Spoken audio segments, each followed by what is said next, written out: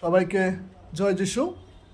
আজকের প্রাতকালের শাস্ত্রাংশ থেকে আমরা দেখি ইফেসীয় তার 5 অধ্যায় 15, 16 এবং 17 পদ। এইরূপ লেখা রয়েছে, অতএব তোমরা ভালো করিয়া দেখো কি রূপে চলিতেছ, অজ্ঞানের ন্যায় না চলিয়া জ্ঞানবানদের ন্যায় চলো। সুযোগ কিনিয়া লও, কেননা একাল মন্দ। এই কারণ নির্বোধ হইও না, কিন্তু প্রভুর ইচ্ছা কি তা বুঝো। এই বাক্য থেকে আমরা যে জানতে পারি বা বুঝতে পারি যে প্রভুর ইচ্ছা কি।